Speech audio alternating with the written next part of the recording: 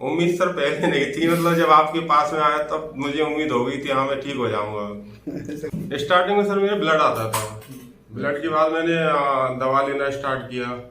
दवा से सर वहां से कोई मतलब जैसे मैं दवा खाता था 10-15 दिन ब्लड बंद हो जाता था, फिर उसके बाद ब्लड फिर से चालू हो जाता था।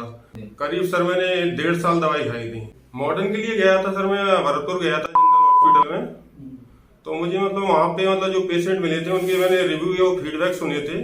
तो मैंने देखा सर वहाँ पे मतलब 3-4 साल बाद दोबारा से हो जाता है, वही मतलब पूरी तरीका से ठीक नहीं होता है वो। तो मैं सर के पास आया था और जो क्रॉनिक फिशर था मेरा वो फिस्टुला में कन्वर्ट हो चुका था।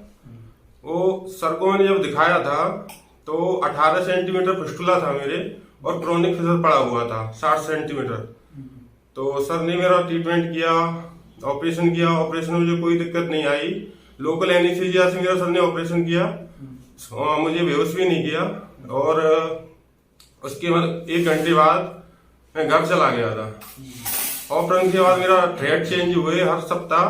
थ्रेड चेंज में मतलब मुझे बिल्कुल पेन नहीं हुआ और बाकी मैंने पेन किलर भी नाम मात्र के लिए खाई है। मुश्किल से सर मतलब मैंने 10-12 पेन किलर खाई है पूरी ट्रीटमेंट में। उसके अलावा आज मैं बिल्कुल फिट हूँ।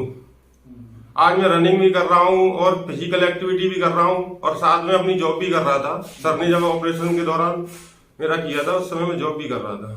मेरे साथ में मतलब विजय भैया मेरे फौजी भाई थे, उन्होंने भी सर ने उनका भी ट्रीटमेंट किया था। उनकी कंडीशन मतलब मुझसे भी ज्यादा खराब थी।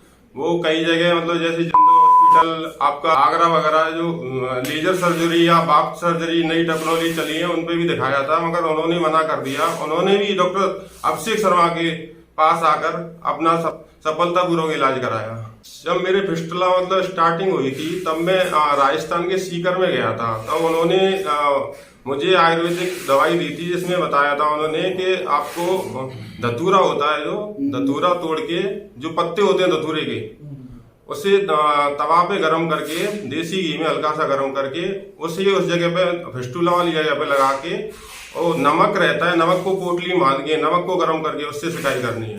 सर मैंने करीब 2 महीने किया था और उन्होंने मुझे जो नारियल की जो जटा रहती है जो उसे जला के उसे मठा से लेने के लिए बोला था। सर मैंने 2-3 महीने किया, उससे मुझे कोई रिलीफ नहीं पड़ा। उम्मीद सर पहले नहीं थी, मतलब जब आपके पास में आया तब मुझे उम्मीद हो गई थी हाँ मैं ठीक हो जाऊंगा।